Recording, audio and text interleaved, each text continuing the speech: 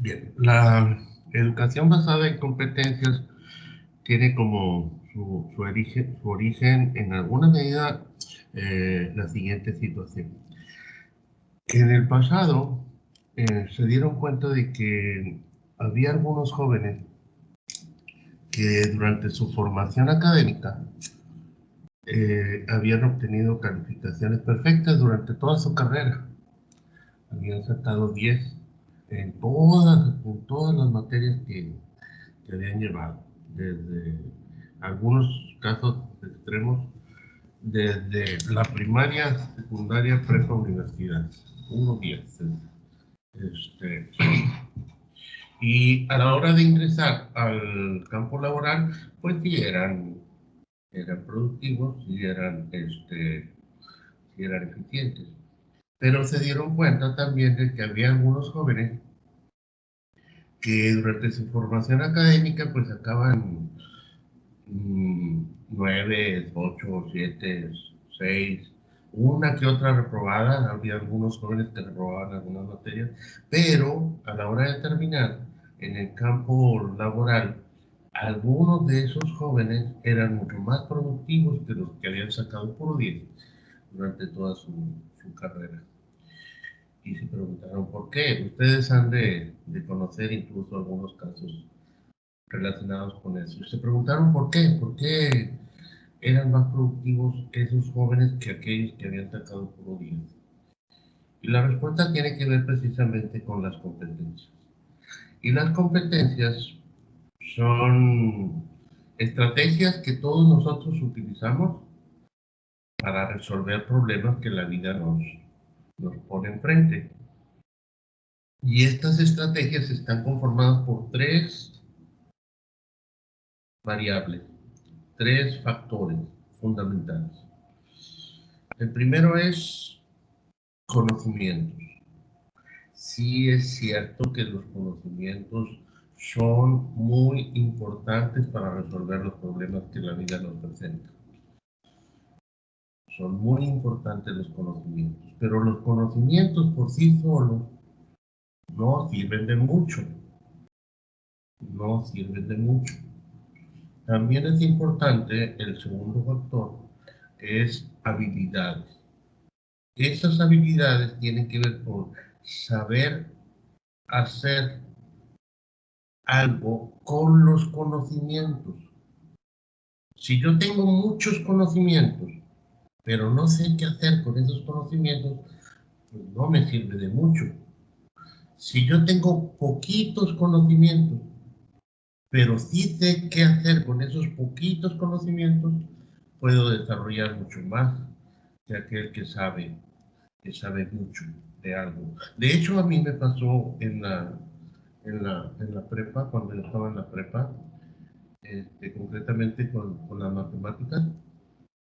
Yo nunca tuve problemas con las matemáticas.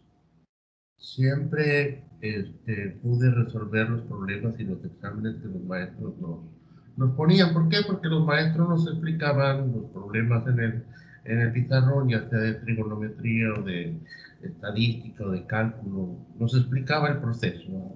Y yo me aprendía muy bien el proceso. Primero esto, después esto, después esto, después esto. Y al final de cuentas obtenía el resultado. Y a la hora de presentar el examen, pues hacía todo el proceso muy bien, o relativamente bien, y al final de cuentas me sacaba una calificación aprobatoria de 8, 9, de repente me sacaba un 10. Pero nunca reprobaba, nunca reprobaba. El problema era que si yo hacía muy bien el proceso, que bueno, pero nunca supe porque si no servía, perdón por la palabra, nunca supe para qué servía el álgebra, por ejemplo, dónde concretamente lo puedo utilizar.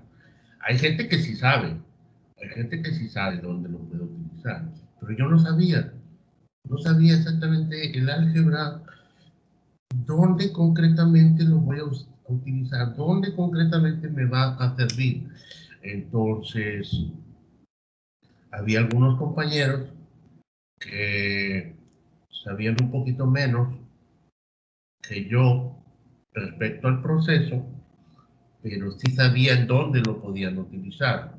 Entonces, y esos compañeros podían desarrollar mucho más que yo en el campo de las matemáticas. Pero bueno, eso es la segunda característica, saber qué hacer con los conocimientos, pero no basta tampoco, hace falta un tercero. Y el tercero es la actitud. La actitud tiene que ver con, yo tengo conocimientos, sé qué hacer con esos conocimientos. La actitud tiene que ver hacia dónde voy a encaminar ese saber hacer. Si lo voy a encaminar hacia cosas que van a facilitar mi potencial o si lo voy a encaminar hacia cosas que van a obstruir mi potencial, van a limitar mi potencial. Hay un caso muy famoso en Estados Unidos de un joven brillante en matemáticas que al final de cuentas fue conocido como una bomber. Probablemente alguno de ustedes ha de haber escuchado hablar sobre este personaje, una bomber. Él era un joven que estudió en una de las universidades más importantes de Estados Unidos, muy inteligente y muy capaz, sabía muy bien qué hacer con todos sus conocimientos, pero todo eso lo utilizó para hacer bombas y las bombas las mandaba por correo. Y era tan inteligente que tardaron muchos años en descubrir quién era. Pero al final de cuentas descubrieron quién era. Ese es un ejemplo extremo el tercer factor. Tenía muchos conocimientos, sabía qué hacer con esos conocimientos, pero los encaminó hacia cosas que al final de cuentas limitaron su potencial. Todos y cada uno de nosotros somos exactamente iguales. Para resolver los problemas que la vida cotidiana nos presenta, necesitamos esos tres. Conocimientos, saber qué hacer con esos conocimientos y actitud. Un problema cotidiano que la vida nos presenta, por ejemplo, es el siguiente. Uh, bueno, yo me ubico cuando íbamos a clases a la escuela. Si yo tengo clase a las 7 de la mañana y tengo que ir a la escuela, bueno, tengo que saber que entro a las 7. Tengo que saber también qué maestro es el que me da a las 7. ¿Qué características tiene ese maestro? Si ese maestro me da chance de llegar un poquito tarde o no me da chance de llegar un poquito tarde. Tengo que saber cuánto tiempo hago de mi casa a la escuela. Tengo que saber cuánto tiempo me tardo en arreglarme, en cambiarme, en despertarme. Tengo que saber todo eso. Pero aparte de saber todo eso, tengo que saber utilizar todo eso. O sea, si hago media hora de mi casa a la escuela y 10 minutos en arreglarme, bueno, en el caso de los hombres, la mayoría, y bueno, me voy a tener que salir de la casa a las 6, 6:10, 6:20 aproximadamente para poder llegar a la escuela. Y el tercer factor es la actitud. Si realmente me encamino yo a la escuela o si me encamino hacia otra parte. Esa es la actitud. Bueno, retomando lo que les comentaba hace un momento, la mejor calificación para mí en lo personal es el 8. ¿Por qué? Me preguntaba alguien. Porque en ocasiones la mayoría de los chicos que sacan puro 10, no todos tampoco, no todos, pero la mayoría de los chicos que sacan puro 10, que se preocupan mucho por el 10, son muy rígidos, son muy lineales, muy lineales. A veces batallan para romper las reglas y en ocasiones hay que romper las reglas para poder avanzar. Y, y un chico que saca 8 o 9 o 7, pues tiene más facilidades para romper las reglas y eso le permite en alguna medida poder poder avanzar un poquito más. Pero bueno, esa es mi percepción, no quiere decir no que sea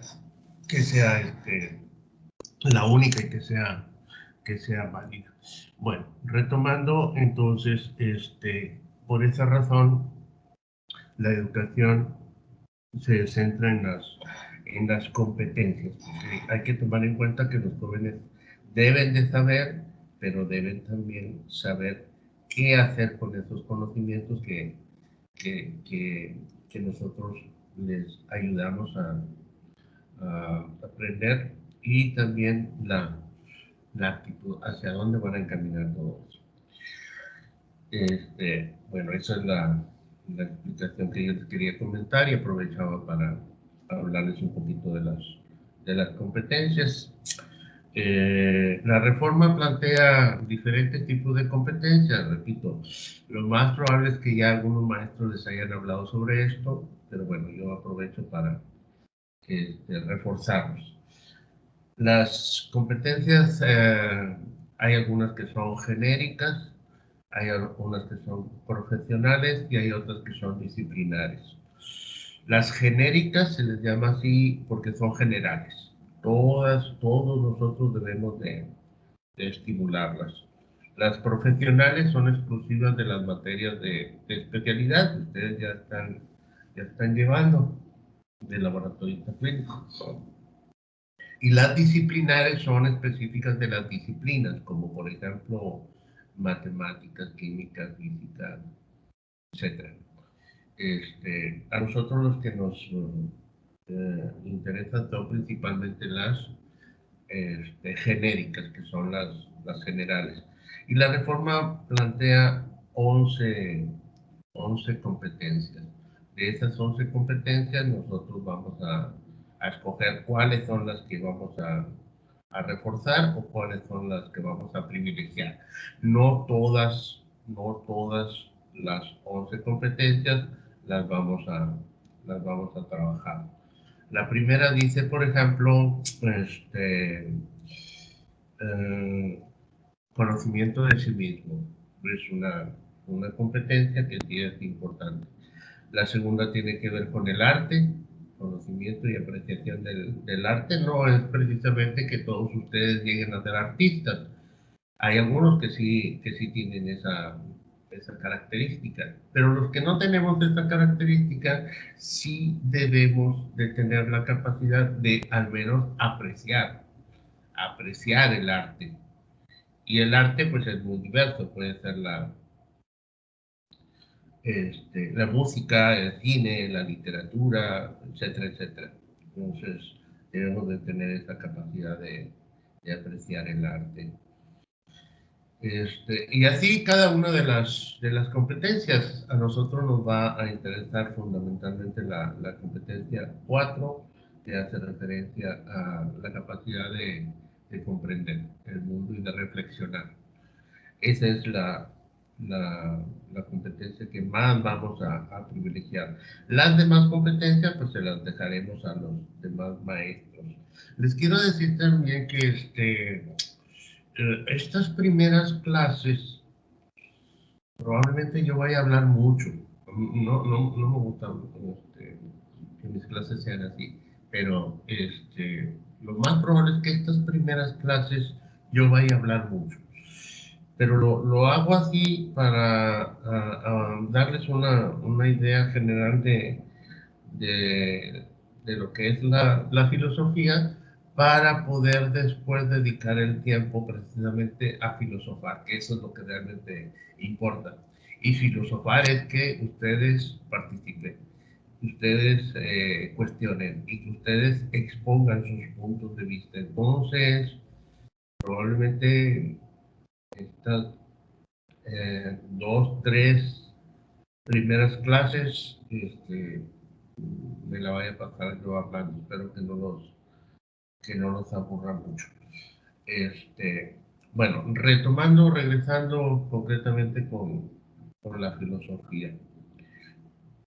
Etimológicamente, filosofía se conforma de dos palabras, que son filos y sofía.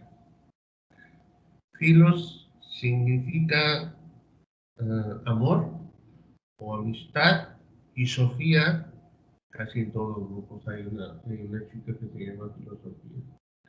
Digo, se llama Sofía, perdón. Sofía significa sabiduría. Entonces la filosofía es amor a la sabiduría o amor al conocimiento. ¿Cómo surge la filosofía? Bueno, les voy a hacer una breve reseña histórica sobre el origen de la filosofía, y de esta explicación les voy a encargar cinco preguntas. Cinco preguntas, que hagan ustedes 5 preguntas con sus respuestas de lo que yo les vaya a explicar, y les voy a poner esta segunda actividad en el espacio de tareas. ¿Ok? 5 preguntas de la explicación que yo les voy a proporcionar. Muy bien, empezamos. ¿Cómo surge la filosofía? Está obviamente ligada a la historia de la humanidad. La humanidad obviamente no siempre ha existido. Hay quien plantea que tiene aproximadamente alrededor de 6 millones de años, donde surge el primer Homo, que no era Homo sapiens, pero sí era un tipo de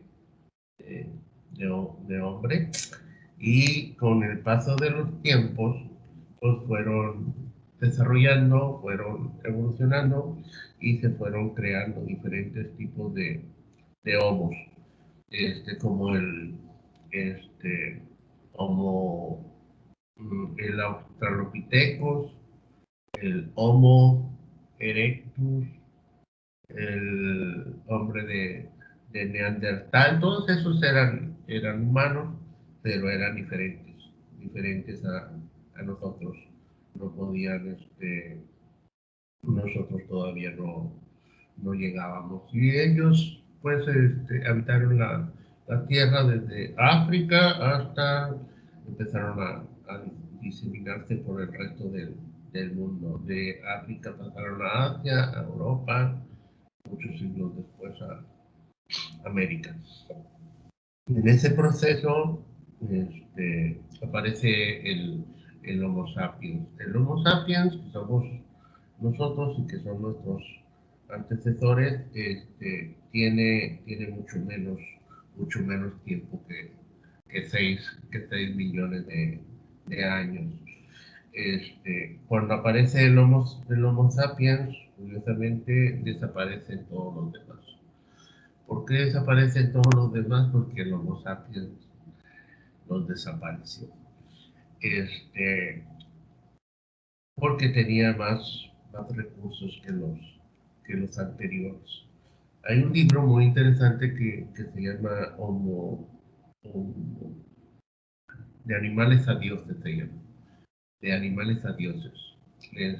Y plantea precisamente que cuando aparece el ser humano, el Homo sapiens, empieza a dominar el planeta y a convertirse en la cima de la cadena alimenticia, por encima no solamente del resto de los animales, sino también por encima de los homos que nos antecedieron.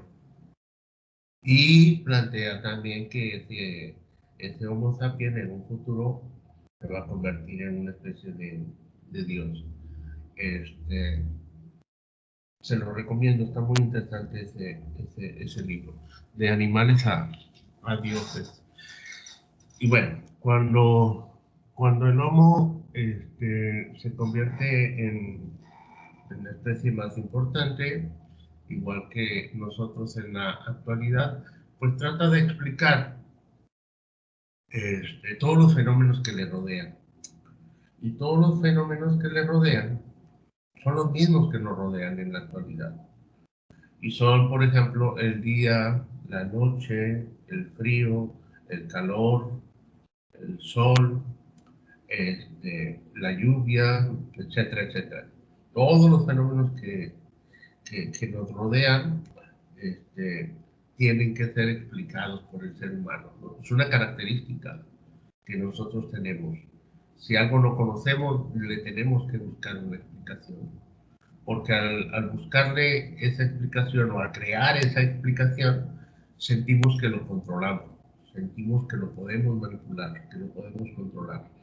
Y los primeros habitantes, las explicaciones que daban acerca de estos fenómenos tenían mucho que ver con la magia, tenían mucho que ver con la fantasía, tenían mucho que ver con cosas que estaban muy lejos de la realidad.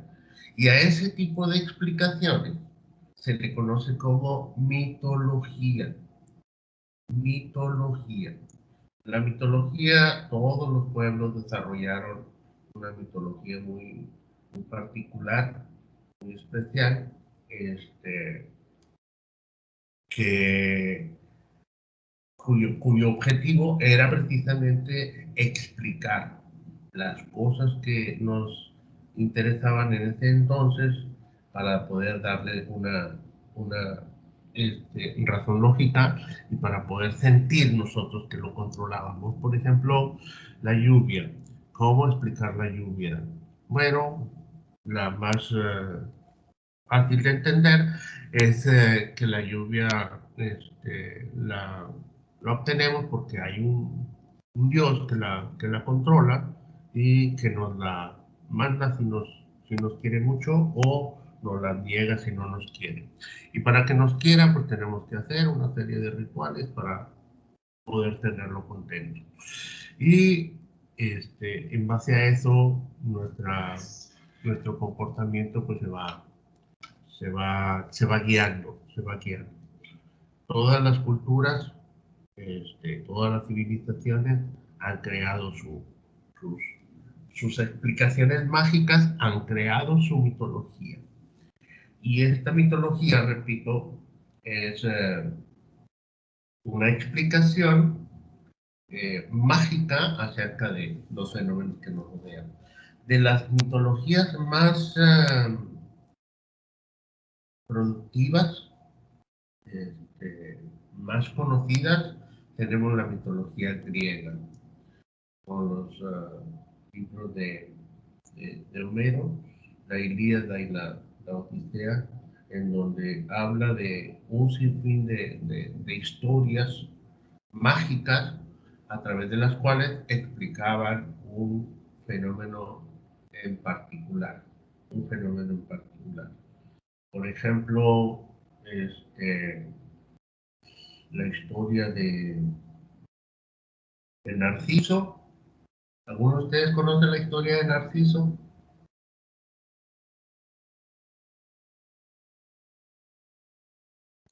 No. No, creo que yo escuché algunas veces profe. mencionarlo, pero no estoy familiarizada. Ah, ok. Ok. Bueno, Narciso era una persona, un joven que era muy guapo, que era muy bello y al final de cuentas, como era tan guapo, todas las mujeres se enamoraban de él y y la historia hizo que en una ocasión,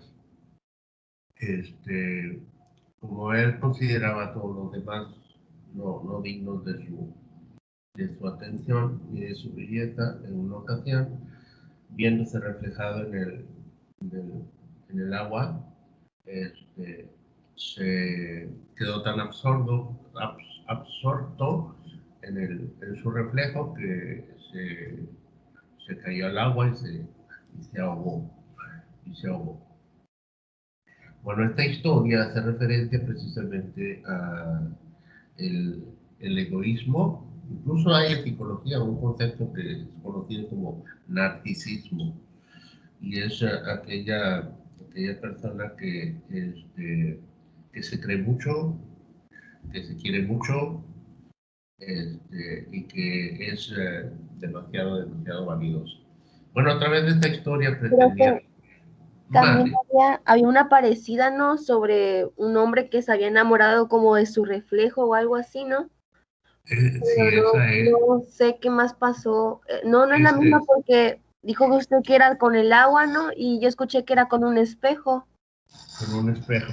Ujú. Sí, en la Pero mitología griega hay varias versiones, pero una de las más conocidas es precisamente esa, que se ahoga en el agua. Y la vertiente también plantea que de ahí surge una flor, del lago surge una flor a la cual es conocida también como la flor del narciso, del narciso. Y así como esa historia, pues hay muchas historias.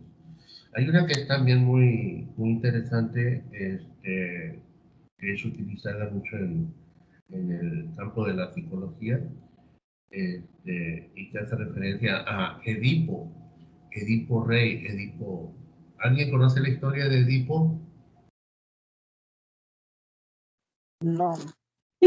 no, profe, no. No, bueno, Edipo era un, un, este, un niño que cuando nació, sus padres eran reyes. Su papá se llamaba Layo y su mamá se llamaba Yocasta. Entonces, cuando Yocasta tuvo a su hijo, pues obviamente lo arroparon, lo cuidaron. Y en esa época y en ese tiempo había un personaje que era conocido como el oráculo de Delfos. El oráculo era una persona que tenía la capacidad de ver el futuro. Entonces le llevaron el niño al oráculo para que le dijera cuál era el futuro de ese niño. Y el oráculo, después de hacer su ritual, vio el futuro del niño y les dijo a los papás que el futuro del niño era matar a su papá y casarse con su mamá. Entonces, pues esto obviamente asusta mucho a los papás y le piden a uno de los sirvientes que se deshaga del niño porque pues quieren evitar que mate al papá y que se case con su mamá. Es una perversión, es una aberración. En ese entonces también se consideraba el incesto como algo, este, que no era, que no era normal. Entonces el sirviente toma al niño y se lo lleva. Y no se anima a matarlo y lo abandona en el bosque. En el bosque pasan unas personas y se lo llevan a otro lugar. En el otro lugar lo toman otras personas que son también precisamente reyes de ese otro lugar, y lo educan y le dan pues la mejor alimentación y la mejor educación que ustedes se puedan imaginar en esa época. Y cuando el niño es joven, va con el oráculo de ese reino y el oráculo le dice que su destino es matar a su papá y casarse con su mamá. Entonces, como él piensa que las personas con las cuales ha convivido son su mamá y su papá, pues decide abandonar el reino, decide irse de ese lugar. Y al irse de ese lugar, en un momento dado, se topa con el rey, que realmente es su papá, un Layo, y tiene un enfrentamiento y en este enfrentamiento lo mata. Y sigue su camino y llega a la ciudad donde él originalmente había nacido. Y la ciudad estaba amenazada por una esfinge, una especie de monstruo mitológico que tenía una maldición sobre la ciudad. Y decía que derrote a la esfinge, pues tendrá las llaves de la ciudad. Y para derrotar a la esfinge, esta les ponía un problema. Y decía que el que resuelva este problema vence a la esfinge.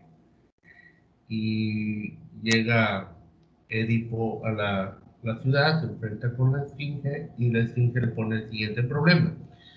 Dice, ¿quién es el animal que en la mañana camina con 4 patas, en la mediodía camina con 2 y en la tarde camina con 3? ¿Alguien sabe la respuesta?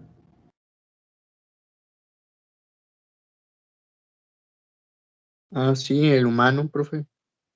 Muy bien. Justin, Gabriel, muy bien. El ser humano. El ser humano es el animal que cuando es bebé camina en 4 patas, cuando es joven y adulto camina con 2 y cuando es anciano camina con 3 por el bastón. Y como Edipo resuelve ese problema, vence a la esfinge, desaparece la maldición sobre la ciudad y la ciudad en agradecimiento le otorga la mano de la reina y se casa con la reina y tiene hijos con la reina. Y cuando es adulto, cuando es anciano, va con el oráculo y el oráculo le dice que su destino ya se cumplió. Y como ya se cumplió, pues obviamente él se siente muy mal y se abandona. Se saca los ojos y se abandona. Y bueno, esa es la historia de Edipo, la tragedia de Edipo. A través de esta historia también pretendían explicar este, un fenómeno, ¿no? Que en este caso sería ¿cuál? ¿Cuál sería el fenómeno que pretendían explicar con esta historia? Pues lo que entendí es que al final todos tienen como un destino que no vas a poder cambiar. Exacto, exacto. Todos tienen un destino que no vamos a poder cambiar. Independientemente de que estemos de acuerdo o no estemos de acuerdo, ese era el objetivo de esta historia. Y así como de esta historia, hay muchas otras historias. Ustedes han de conocer algunas, la de Prometeo, la de Ulises, la de Aquiles, la de Penélope. Penélope es una historia muy bonita. Incluso han hecho algunas canciones acerca de Penélope. ¿Conocen la historia de Penélope? No, profe. Tampoco. Bueno, la historia es la siguiente. Ya les cuento esta y ya continúo con lo demás. Yo tampoco no sé, profe. Penélope era la esposa de Ulises. Ulises era un guerrero que participó en la guerra de Troya junto con Aquiles. Y como era guerrero, pues se iba de su casa a pelear las guerras y a veces tardaba muchos años en regresar. Y en una de esas que tardó muchos años, los hombres del pueblo la empezaron a presionar para que se casara con alguno de ellos, porque decían, pues Ulises ya está muerto, ya no va a regresar, ya pasaron muchos años. Y ella pues confiaba en que su esposo regresara. Y, y pasaba el tiempo y no regresaba, no regresaba. La guerra de Troya dura mucho tiempo también. Y llega un momento en que la presión de los hombres del pueblo es tan fuerte que no le queda otra más que ceder, pero pone una condición y dice, ok, me voy a casar con alguno de ustedes, pero con la siguiente condición. Voy a tejer este abrigo, si para cuando termine de tejerlo Ulises no ha regresado, entonces me caso con alguno de ustedes. Y empezó a tejer su abrigo y todo el día se la pasaba tejiendo y todo el mundo la veía que estaba tejiendo durante prácticamente todo el día, pero en la noche cuando se dormía se ponía a destejer todo lo que había hecho. Y al día siguiente se ponía a tejer y en la noche a destejer. Y al día siguiente se ponía a tejer y en la noche a destejer.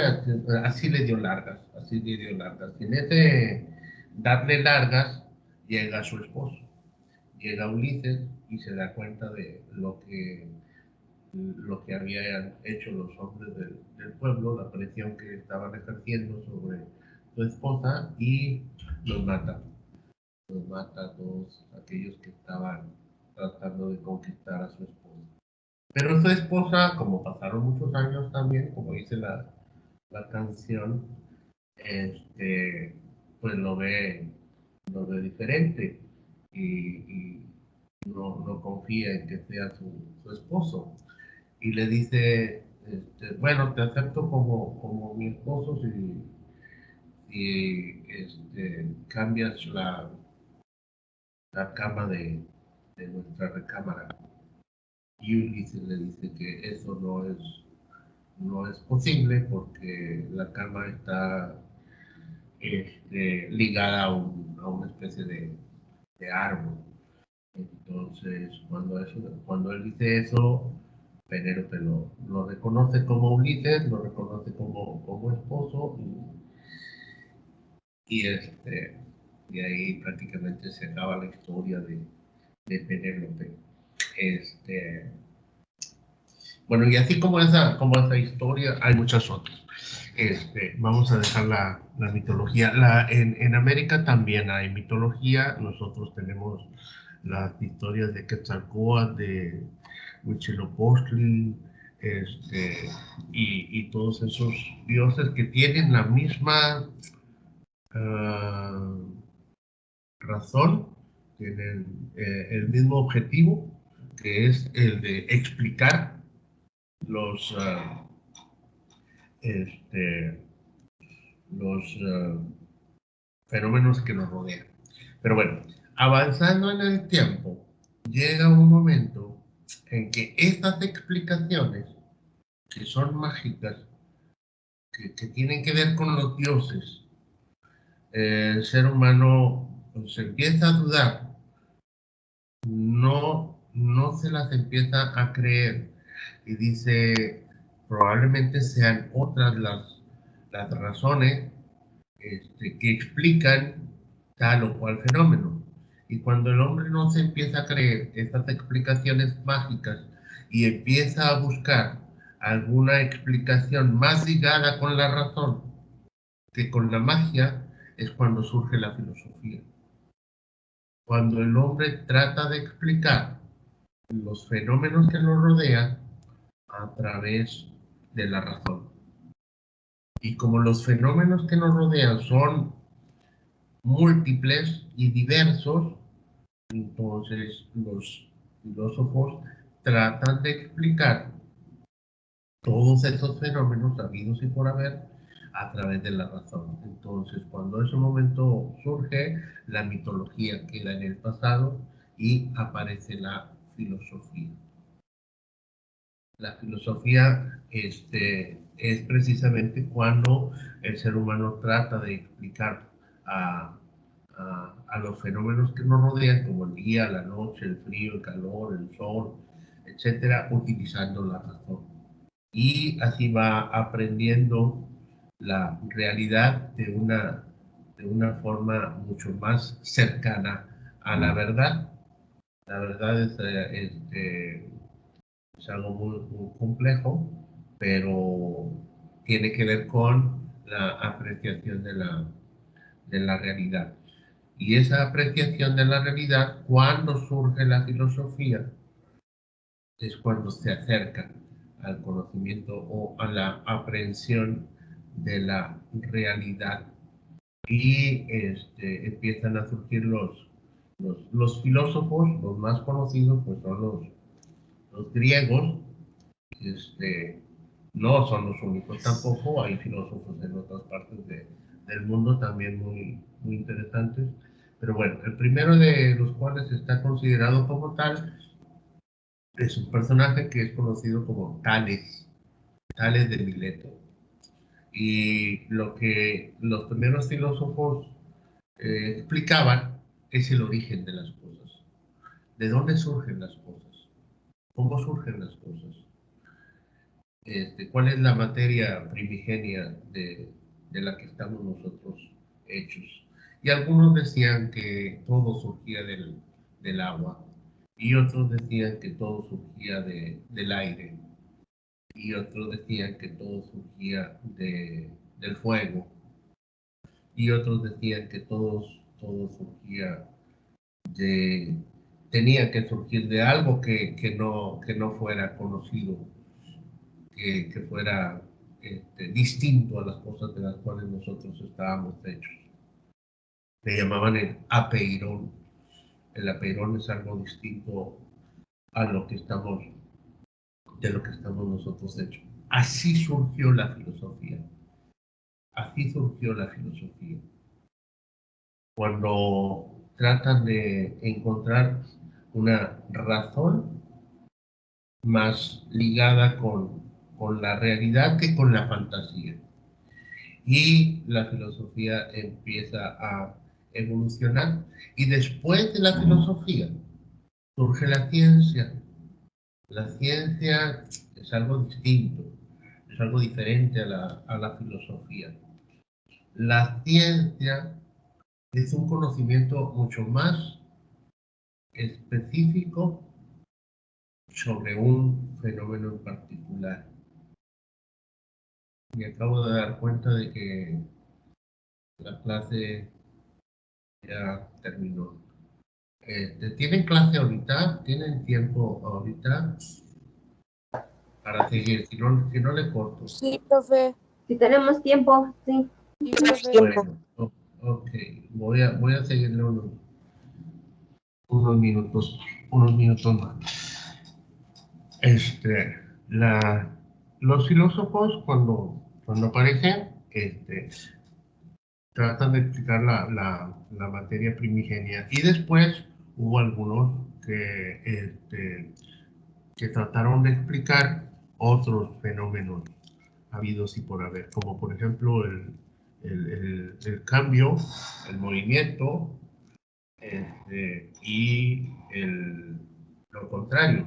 De hecho, había dos filósofos que planteaban esta tesis opuesta. Uno decía que todas las cosas, sin excepción, están cambiando, se están moviendo, que eso es inevitable. Incluso a ese filósofo se le atribuye la frase de nadie te baña dos veces en el mismo río, porque si tú te bañas en ese río y a la mañana siguiente regresas a la misma hora, las aguas ya no son las mismas.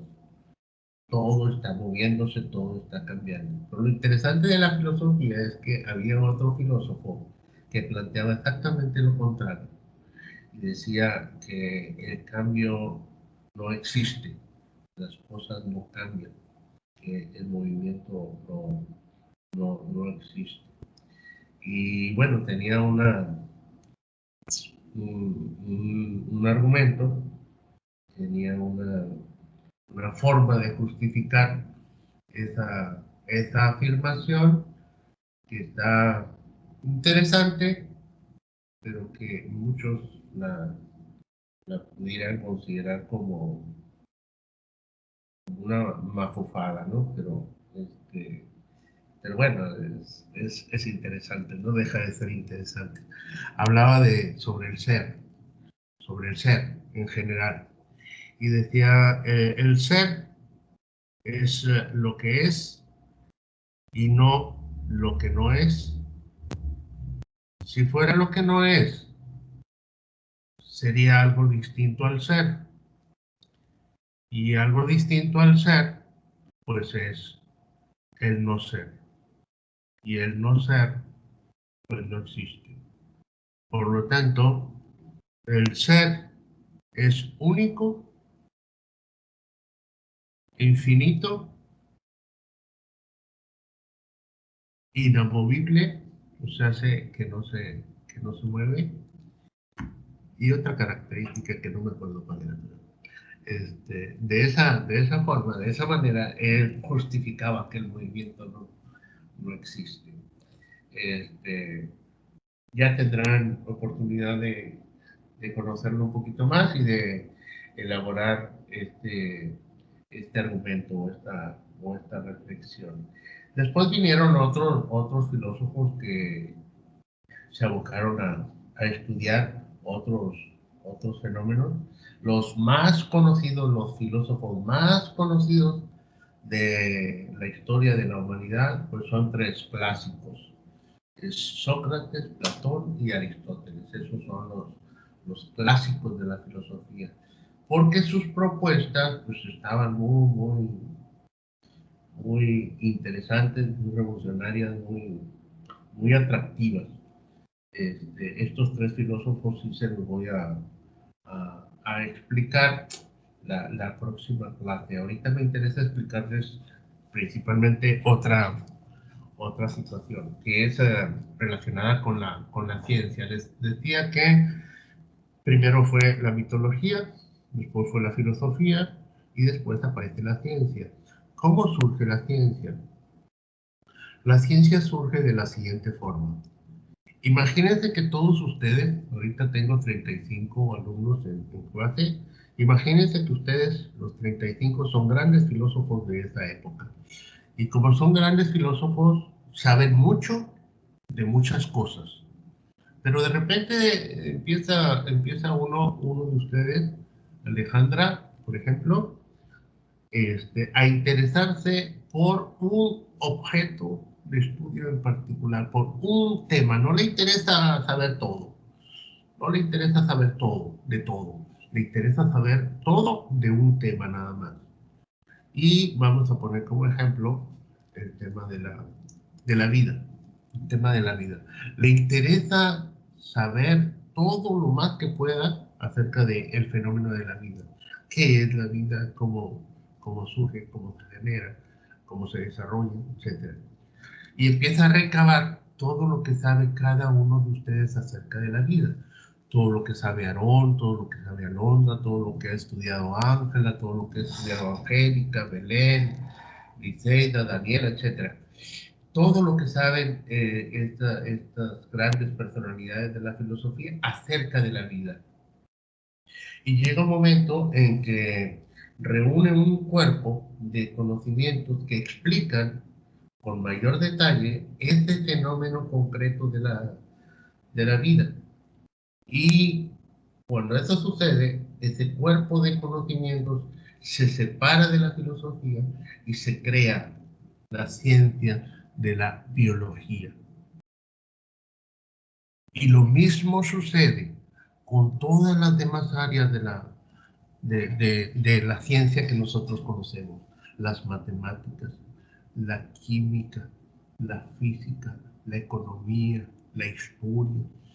Al principio, como todos ustedes son grandes filósofos, saben mucho de muchas cosas, pero después uno de ustedes se empieza a interesar en un objeto de estudio en particular, lo analiza, lo estudia, lo explica con mayor detalle y se independiza de la filosofía, se separa de la filosofía y así surge la ciencia. Aquí cabe la siguiente pregunta. Si al final de cuentas nosotros conocemos en la actualidad infinidad de ciencias, si todas las ciencias se independizaron de la filosofía, ¿qué le dejaron? ¿Qué le dejaron a la filosofía? ¿Con qué se quedó la filosofía? Si ya todo el mundo se especializó en algo.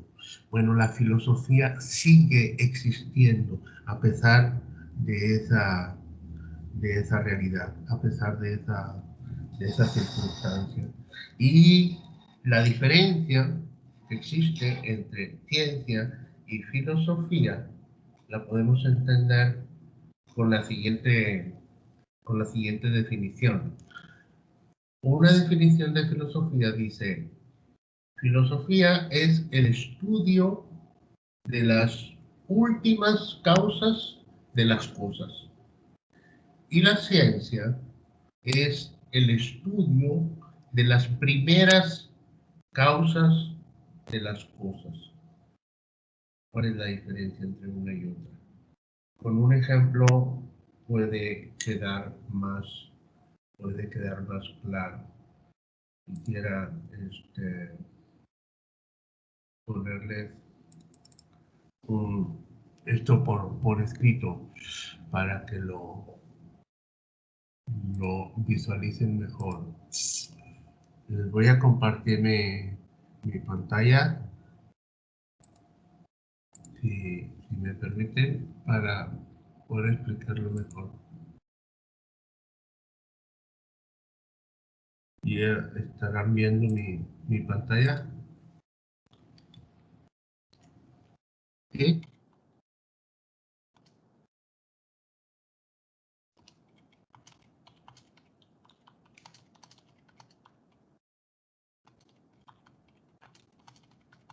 ¿Están viendo mi pantalla o No, no? profe. ¿Vale? No, No, profe. No, pero Ah, ok. No. Ahí voy. Ojo, me faltó. ¿Lo están viendo ahora? sí. sí, Sí, profe.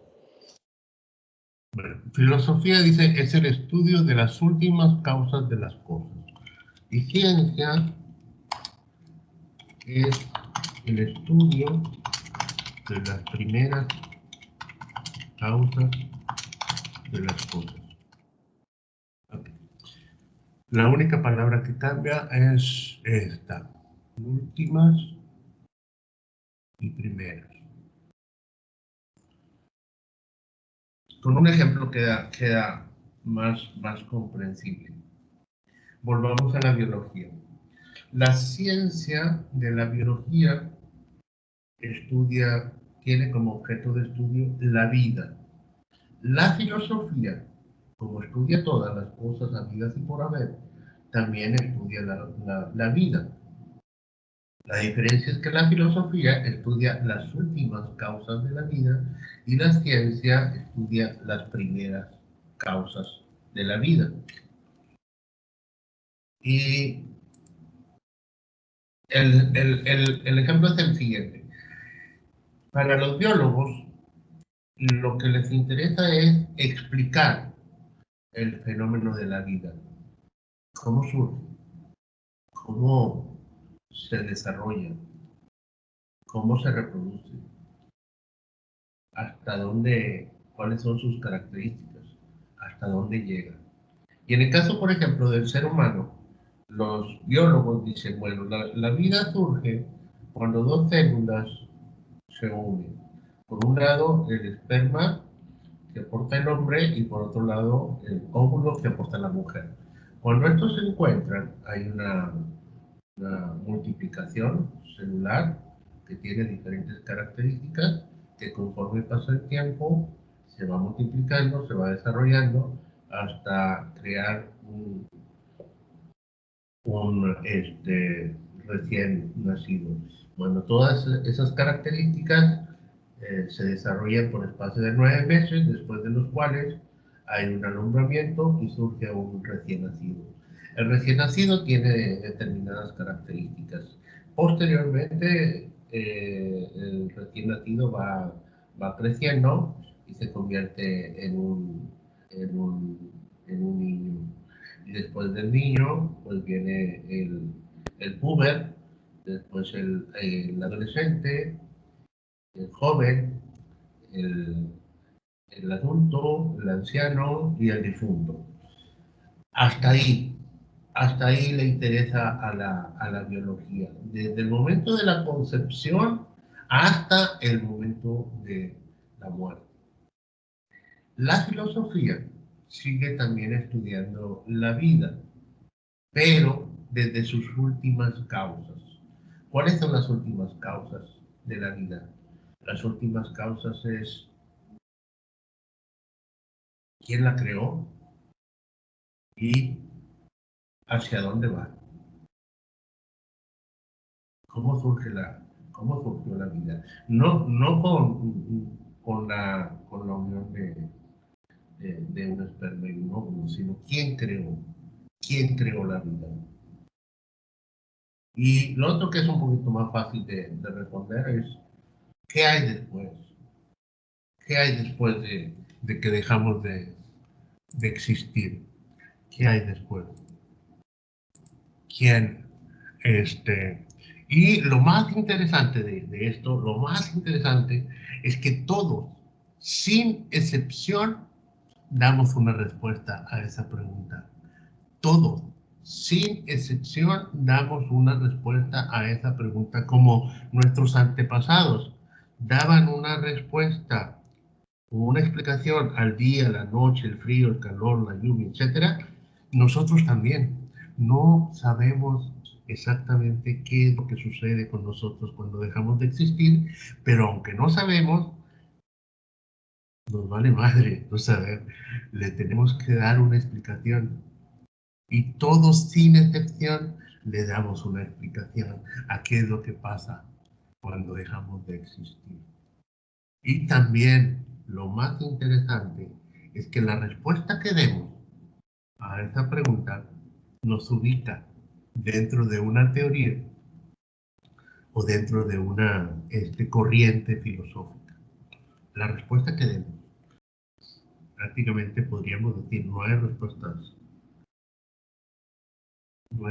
nuevas, solo lo podemos ubicar en alguna corriente filosófica. Y bueno, ¿alguien quisiera dar su respuesta a esta pregunta? ¿Qué es lo que pasa con nosotros cuando dejamos de existir? Yo tengo, bueno, tengo dos ¿Sí, razones. Karen? Sí, la ¿Sí? primera sería pues que simplemente es como no pasa nada, como que si todo se quedara en blanco, simplemente ya dejas así de existir, o sea, ya no hay algo más después. Y la otra pues tiene que ver con lo religioso, que pues si fuiste una buena persona en el mundo, vas al cielo o vas al infierno, dependiendo. Pero una de esas dos son pues no sé cómo decir, mis razones. Una que pues no pasa nada, ya simplemente ya no hay un camino después de eso o que pueda haber lo que dije después. Muy bien. Gracias, Karen. Bueno, estas respuestas son quizás las clásicas, ¿verdad? Las clásicas. Cuando dejamos de existir, nos vamos a un lugar, ya sea el cielo o el infierno, de acuerdo a lo que nosotros hayamos realizado en nuestra vida. Bueno, esta respuesta nos ubica dentro de una corriente filosófica que es conocida como idealismo. Idealismo. Y la otra respuesta, la de que no pasa nada con nosotros, simple y sencillamente dejamos de existir, este, también nos ubica en otra corriente filosófica que es precisamente la antagónica del idealismo. Y el antagónico del idealismo pues es el materialismo. Todas las cosas que existen en el universo son materia. Lo interesante también de la filosofía es que no son las únicas, no son las únicas respuestas, hay muchas otras respuestas que pueden ocurrir con nosotros cuando dejamos de existir. Y aunque hay muchas respuestas, también hay muchas teorías filosóficas, también hay muchas corrientes filosóficas. Una teoría filosófica es una concepción del mundo, es una forma de ver el mundo, es una forma de ver la realidad, quiénes somos, de dónde venimos, hacia dónde vamos. Este, Básicamente tiene que ver con eso. ¿Alguien tiene otra respuesta aparte de esas dos clásicas? Yo. Sí, dime, Ay. Kevin. Bueno, no sé. ¿Quién No sé qué fue? primero. ¿Didalti? Dale, Gidalti. Bueno, yo creo que, aparte de las que dijo Karen, tengo como una idea. O sea, de cuando dijo que se queda en blanco, yo siento que esto es como una película. Y dependiendo del éxito de la película, es si hay una segunda parte. No necesariamente en mi cuerpo. No sé si Ajá. me explico. Sí, sí. O sea, reencarno y tampoco sé si necesariamente en un ser humano. Ajá. O sea, puedo ser, dependiendo de mis habilidades y cómo fui en la tierra, la especie que me toque ser. Ajá. Esa es como otra idea, pero pues no sé. Sí, sí, está muy bien. Está interesante cómo se fijan que no hay solamente dos respuestas, que puede haber otra respuesta, que puede haber otra forma de explicar eso que nos sucede y que tiene que ver con la reencarnación. Muy bien. Alejandro, ¿querías decir algo? Kevin. Ah, sí, sí, sí, bueno, pues más allá de lo que dice Gidati, mi compañera Karen, de que por un lado de ella de la reencarnación y el otro lado de la religión, pues yo lo veo más que nada como lo que siempre se dice de que la materia no se destruye, solo se transforma. Entonces, más allá de que nosotros dejemos de existir o reencarnemos, pasamos a formar parte de algo en el mundo porque nunca dejamos de existir, siempre somos parte del mundo. Entonces, vamos a estar presentes, pero no en cuerpo y forma como actualmente. Vamos a pasar a ser parte de algo, pero siempre vamos a estar presentes. Muy bien, Alejandro. Muy bien, gracias por compartir también. Sí, esa es otra respuesta, otra forma de ver el mundo. Algo va a pasar con nosotros y que siempre vamos a ser parte de ese algo. Como les decía, hay varias teorías filosóficas, no solamente el idealismo y el materialismo, también está el existencialismo, tiene, lo podríamos ligar un poquito con lo relacionado a las existencias o a la reencarnación. También está el positivismo, también está el pragmatismo. De hecho, el pragmatismo es la filosofía que más predomina en la actualidad, sobre todo en los países desarrollados. El pragmatismo, surge en Estados Unidos y tiene que ver con precisamente su, su, su concepto, lo práctico, lo útil. ¿Qué respuesta darían los pragmáticos a esta pregunta? ¿Qué es lo que pasa conmigo cuando dejo de existir? Los pragmáticos dicen, me vale madre lo que pase. este, Porque dicen, si es útil saber qué es lo que pasa conmigo, este, lo voy a estudiar. Si no es posible Profe, saber qué es lo que pasa conmigo, no me interesa. Mande. ¿Quién quiere participar? ¿Karen? ¿O Era Gidati, pero voy a esperar a que ella diga primero. Hidalgi? ok, ya, se me medio cortó el internet, pero ya. Profe, pero en realidad dejamos de existir o cambia nuestra forma de existir. Buena pregunta. Muy buena pregunta, Hidalgi. Excelente pregunta. Y esa es una pregunta filosófica completamente. Es motivo de, motivo de una reflexión. Es la invitación a una reflexión. Me gusta mucho tu pregunta.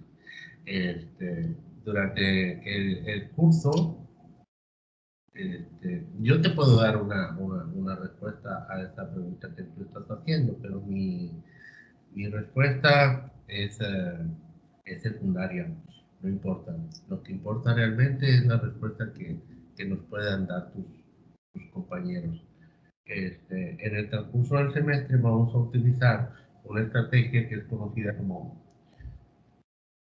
comunidad de indagación, ya les había comentado.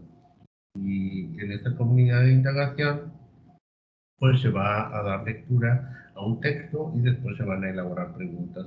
Y espero que las preguntas que se elaboren sean como la que hace Hidalti, que nos permitan reflexionar. Ahorita, ahorita regresamos con tu pregunta, Hidalti. Karen, ¿querías decir algo? Sí, bueno, antes yo también me preguntaba mucho qué iba a pasar y le preguntaba a mi mamá, ¿qué va a pasar después cuando moramos y así? Y me decía, no, pues la verdad, pues ella me decía que lo del cielo y yo tipo, no. Y a veces veía documentales que explicaban, ¿verdad? Que según hacían pruebas, así ya los científicos de una persona, por ejemplo, que decía que había ido al cielo y que había vuelto y así, otras que reencarnaban. Y a mí honestamente nunca, bueno, no nunca, sino que no me da el interés de pensar en eso, porque digo, al final todos van a tener diferentes opiniones y yo no voy a saber la respuesta hasta que pues me muera, dije. Y pues digo, no creo que haya otra respuesta, no es como que vaya a morirme y que diga, hey, volví, ya sé qué va a pasar, pues no, ¿verdad? Entonces es lo que me da como que no me gusta pensar en eso porque sé que no voy a saberlo, o sea, a ciencia cierta todavía, hasta ahorita. Uh-huh. Sí, Karen, es como que tiene respuestas que se pueden ubicar en todas las corrientes, porque esa última respuesta este, la estoy ubicando un poquito por el pragmatismo. Daniela, ¿quieres decir algo, Daniela González? Yo quisiera dar como que mi punto de vista de eso. Sí, sí, Bueno, yo creo que existen las 13 vidas del alma. Y ¿13? siento ¿13? las 13 vidas del alma. Okay. Siento que la vida que te toca son de acuerdo a tus emociones pasadas. Si hoy en esta vida te sientes mal, así diario, cuando mueras te van a dar otra vida que en pocas palabras, así, aunque suene feo, va a ser peor, hasta que tú te sientas pleno, hasta que tú te sientas bien con esa vida que te toca, o sea, que ya no veas necesario las cosas materiales ni otras personas y te sientas pleno contigo mismo, y es ahí cuando ya puede descansar tu alma y ya como que te libras de eso y ya puedes tener un paz. Pero si no, tienes que pasar por las 13 vidas de tu alma hasta cuando ya pues puedas pasar eso o no.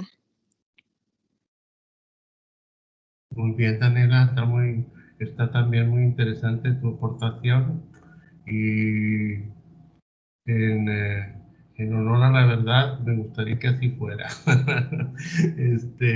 porque así tendría uno la oportunidad de experimentar diversas experiencias, ¿no? Muy, muy diversas experiencias y uno sería totalmente rico. Este, al menos en experiencia. Muy bien, gracias por compartir. Quiero regresar un poquito a la pregunta de Hidalti, Alexandra. ¿La puedes replantear, Hidalti? Sí, profe. O sea que si en Sí. realidad dejamos de existir o simplemente cambia nuestra forma de existir. Muy bien, gracias por la pregunta. Les decía, mi respuesta es totalmente secundaria. La que realmente importa es la respuesta que ustedes puedan dar a esta pregunta. ¿Alguien quisiera contestarla?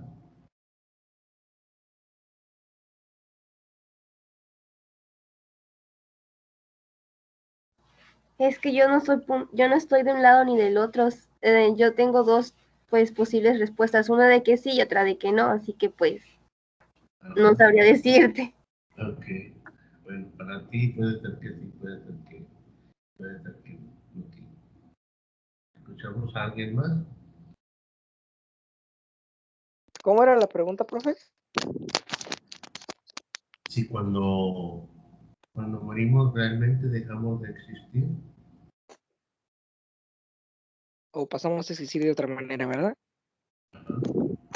Bueno, pues en cierto punto, cierta parte es una afirmación la segunda parte porque no dejamos de existir porque todo nuestro cuerpo pasas, por ejemplo, si pasas a ser, no sé, enterrado, pasas a ser alimento para los gusanos o algún tipo de insecto y luego después de tu descomposición pasas a ser composta o parte de la tierra, entonces siempre va a estar presente, algo de ti va a estar presente, entonces en ese punto es cierto, pero visto de otro punto de vista, por ejemplo, algo de las almas religiosas, pues ahí sí no tengo una respuesta específica, porque pues eso es abierto a cualquier tipo de opiniones. Ujú. Muy bien, Kevin.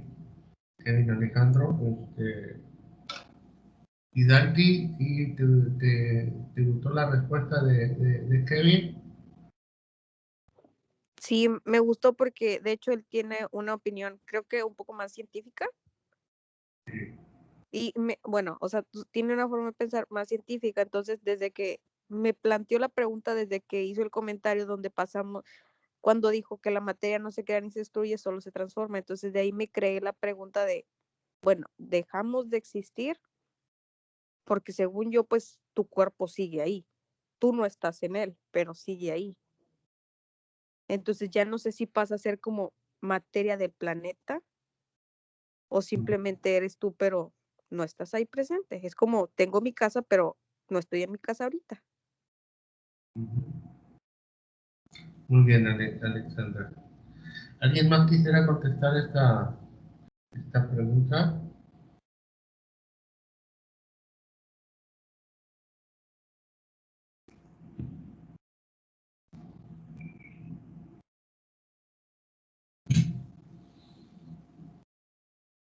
¿Nadie? Bueno, ok. Entonces, retomando. Primero fue la mitología, posteriormente fue la filosofía, posteriormente fue la ciencia. Después de la ciencia está la tecnología, bueno, aunque la tecnología siempre ha existido, pero la tecnología se conceptualiza como los conocimientos útiles y prácticos que la ciencia aporta a la humanidad. Todos aquellos conocimientos que la ciencia aporta a la humanidad y que favorecen la utilidad y la practicidad de, de la, de la vida del ser humano es lo que se conoce como la tecnología.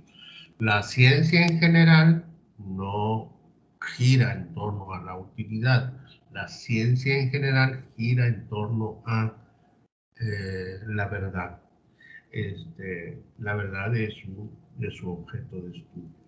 Y bueno, más o menos esa es la secuencia. El trabajo que les había encargado originalmente al principio de la clase para esta semana es el siguiente, se lo repito. De todo lo que hemos estado platicando nosotros aquí, les voy a encargar 5 preguntas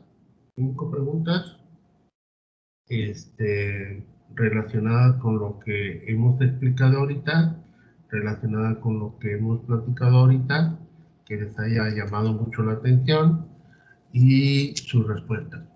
Y esas preguntas con sus respuestas las suben al espacio de tareas en el team de clase.